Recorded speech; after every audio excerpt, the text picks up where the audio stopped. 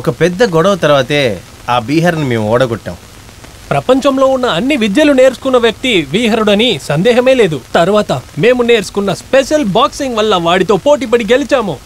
Reward డబ్బులు 50 లక్షలు దక్కుతాయి. దాంతో మీరు ఏం చేయబోతున్నారు? ఏదైనా అనాథాశ్రమానికి ఇవ్వాలనుకుంటున్నాము. అవును, వీడి రివార్డ్ 25 లక్షల్ని మొత్తంగా అనాథాశ్రమంకే ఇచ్చేస్తాడు. కానీ నా వాటా మాత్రం నా దగ్గరే ఉంటుంది. ఫిక్స్డ్ డిపాజిట్ లేదు. పై అధికారుల బెదిరింపులకు భయపడి ఏది చేయలేకుండా ఉన్నాము. సాధారణమైన పోలీసులకి ఒక మొత్తం ఖర్చు పెడతాము. డీడీ వ్యూవర్స్ కి ఏమైనా అడ్వైస్? ప్రేమే ముఖ్యం. ఎస్ఐ పోస్ట్ కోసం. పెళ్లి ఇటు ఇవ్వండి. ఈ కారణం అడ్డు పెట్టి ఇంకో పెళ్లి చేసుకోవడం నా వల్ల కుదరదండి. ఎందుకంటే నాకు ఆల్రెడీ పెళ్ళయింది. పేరు స్టెల్లా. తన ఫారిన్ లో ఉంది. ఆ విషయాన్ని అడిగారంటే మా ఇద్దరికి మనసులో ఎప్పుడో పెళ్లి అయిపోయింది. ఆంధ్రలో ఉన్న అన్ని కానిస్టేబుల్ ని సాక్షిగా పెట్టుకుని హ్యాండ్గా తాళి అది త్వరలో జరగబోతుంది. దానికంటే ముందు కొంతమందిని చూపు చూడాల్సి ఉంది.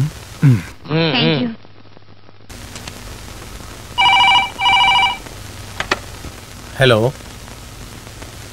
అంజు, ఏంటి ఈ సమయంలో? చాలా గ్రాండ్ గా వద్దు, సింపుల్ గా చాలు. నేను ముందే చెప్పాను కదా. అది కొంచెం డబ్బులు దొరుకుతున్నాయని ధైర్యంతో అవసరపడి చెప్పేశాను. అవేం వద్దు. పెళ్లిని మనం శ్రీరాముడి గుడిలోనే పెట్టుకుందా. శ్రీరాముడి గుడిలో అంటే నువ్వు సీతలాగొస్తావా? పర్వాలేదు.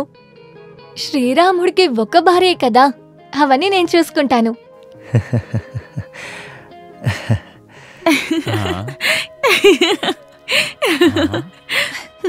అంతేకాకుండా మనం లక్షల్లో ఖర్చు పెట్టక్కర్లేదు. ఎవరమ్మా ఫోన్లో మాట్లాడుతున్నది? నా ఫ్రెండ్ నాన్న. లక్షలు అది ఇది అని మాట్లాడుతున్నావు? అది చదువులో ఒక డౌట్ అడిగింది. లక్షల్లో డౌటా? బాటనీ చదివే దానికి నీకు లక్షల్లో ఏంటి సందేహం? కొత్త సిలబస్ నాన్న, అవన్నీ మీకు చెప్తే అర్థం కాదు, వదిలేయండి. ఏంటమ్మా? ఏం లేదు మమ్మీ. అవును, ఏంటి అలా నుంచున్నారు? వచ్చిన కాళ్లతో నుంచోకుండా లోపల నుంచి వేరే కాళ్ళు తీసుకొచ్చి నుంచుంటారా? నువ్వేంటి అడుగుతున్నావు? ఏంటి రాగానే కేకలేస్తారు? ఏమే, మన పిల్లని నువ్వు గమనించావా? ఏమైంది? కొన్ని రోజులుగానే ఏదో ఒక డిఫరెంట్ కనపడతలా? సమస్య?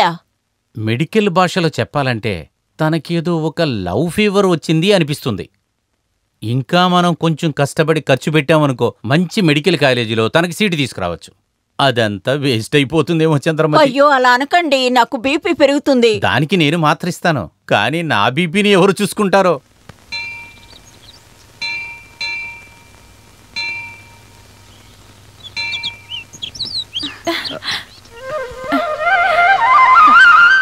నాకు తెలుసు గుడికి మీరు వస్తారని. అవును, కుమ్మరుడింటి భాస్కరుడు లక్షాధిపతి అయ్యే రోజు ఎంత దొంగతనైనా దేవుడు అనుగ్రహం ఉండాలి కదా. దేవుడికి ఎంత కమిషన్ ఇస్తున్నారు? ఏదీ లేదు, మనసులోంచి ఒకే ఒక కోరిక. నువ్వేం పూజ చేసి వస్తున్నావు? అన్నీ బాగా జరగాలని ఒక పుష్పాంజలి. అంజు అశ్విని నక్షత్రం, భాస్కరన్ భరణి. ఏం మొక్కున్నావు? అది దేవుడికి తెలుసు.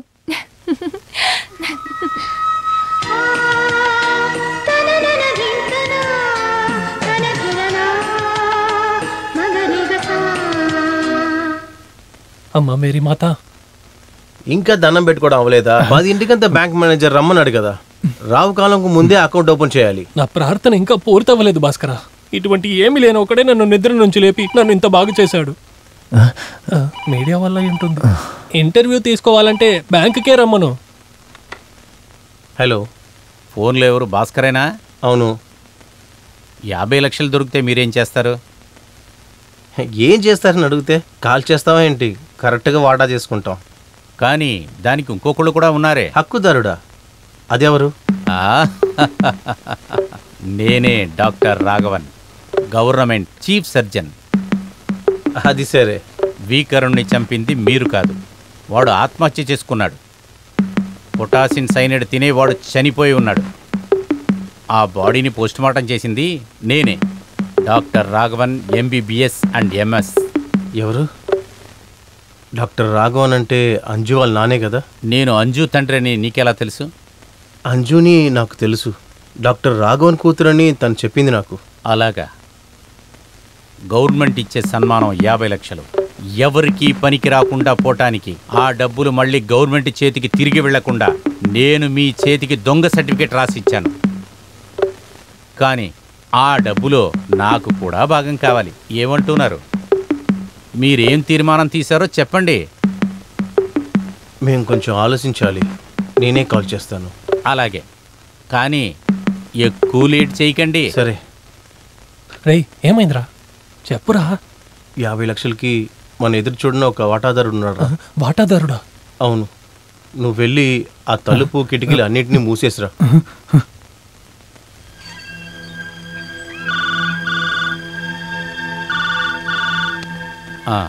Yes doctor Raghavan. Constable Bhaskar.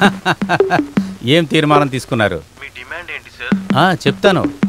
ఆ 50 లక్షల రూపాయలని 3 భాగాలుగా వెయ్యాలి.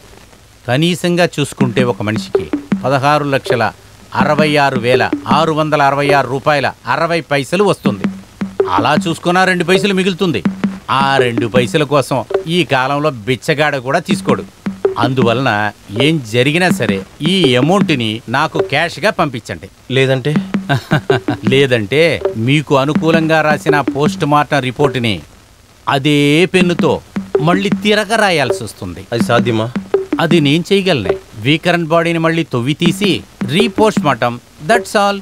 అదొద్దు, మనం నేరుగా కలిసి మాట్లాడుకుందాం. Okay, always welcome.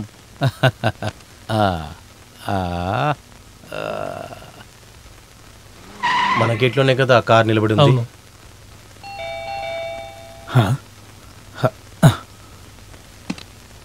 నమస్తే సార్.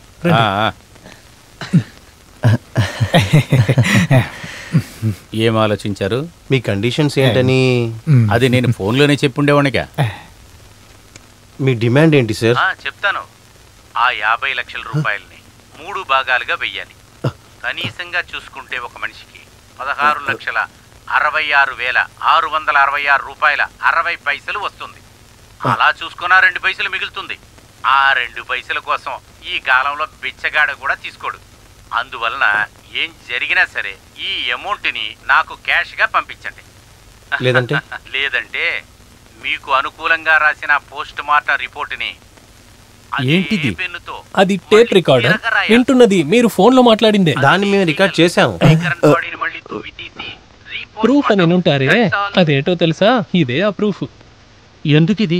వేరే దేనికి కాదు, ఏదైనా ప్రాబ్లం అయితే ఒకవేళ మా హయ్యర్ అఫీషియల్స్ కి ఇవ్వడానికి ప్రూఫ్ ఉంటుంది కదా. ఎవిడెన్స్? అవును. డబ్బుల మీద ఉన్న ఆశతో government chief surgeon doctor Raghavan MBBS ఆయన పనికి ద్రోహం చేశారు. నిజం చెప్పాలంటే మేము కోల్పోవడానికి ఏదీ లేదు. కానీ ఒక గవర్నమెంట్ సర్వెంట్ గా ఉండే మీరు ఇలాంటి ఒక కార్యాన్ని యోగం పోతుంది. అది మాత్రమే కాదు, జీవితకాల శిక్ష. అయ్యో, నాకు భాగం వద్దు. దానికి బదులు నాకే క్యాసెట్ ఇవ్వండి. క్షమించండి, ఇదే మాకు ఆధారమే. ఇది ఆధారమా? అవును. మీ బిడ్డ అంజుని భాస్కర్ పెళ్లి చేసుకోవాలనుకుంటున్నాడు. తనకు కూడా లవ్ చేస్తుంది. ఒక క్యాసెట్ వల్ల మీకు ఒక కానిస్టేబుల్ అల్లుడు దొరకబోతున్నాడు. ఇలాంటి భాగ్యం లోకంలో ఎవరికీ దొరకదు. పెళ్ళయ్యాక ఫస్ట్ నైట్ అయిపోయాక ఈ క్యాసెట్ మీకు తిరిగి ఇచ్చేస్తాను. ప్రొద్దునెళ్ళి బ్యాంకు పనులు పూర్తి చేసుకుని మధ్యాహ్నం మీ ఇంట్లో భోజనం తినడానికి మేము సిద్ధంగా ఉన్నాం. అవును, పోలీస్ ఎస్కార్ట్ తో పాటు మీ అక్కడికి వస్తాం. భయపడకండి, ఈ క్యాసెట్ భద్రంగా నా ప్యాకెట్ లోనే ఉంటుంది, ఒక ఆధారం లాగా. అయ్యో, రియలీ? నాన్న ఒప్పుకున్నారా? ఓ ఎస్, నేను ఇక్కడ పెద్ద విందు అరేంజ్ చేస్తాను. Okay okay, bye, see you. ఎవరే అది ఫోన్లో? భాస్కరన్. ఏంటో వాగుతున్నావు? డాడీ వద్దు, క్యాసెట్. ఏంటి మాట్లాడుతున్నావు? అదేం క్యాసెట్? ఏమంటున్నావు? ఈ విషయంలో నాతో గొడవ పడితే క్యాసెట్ అని చెప్పమని భాస్కరన్ చెప్పారు. అదేంటి? ఏమైంది? నా పరిస్థితి ఎందుకు అడుగుతావులే, కుడితిలో పడ్డ ఎలకలాగా అయిపోయింది నా పరిస్థితి. ఏమంటున్నారు? దినం పెట్టాలంట. విందా? ఎవరికి? నీ చచ్చిపోయిన నీ తండ్రికి. చనిపోయిన నాన్నకి విందు భోజనం పెట్టడానికి దేవసమా? ఏమే, నీకు తెలుసా నువ్వు ఇంతకు ముందు వల వేసి నన్ను పట్టుకున్నట్లు ఇప్పుడు నీ కూతురు వల చేతిలో పెట్టుకుని తిరుగుతుంది. ఏమైనా సరే నా నిర్ణయం నాదే. నాకు జరిగిన పొరపాటు నా కూతురికి జరగకూడదు. మీ కూతురులాగా నన్ను రెచ్చగొట్టకండి. ఏం చెప్తావు? క్యాసెట్. అయ్యో దేవుడా పరమాత్మ!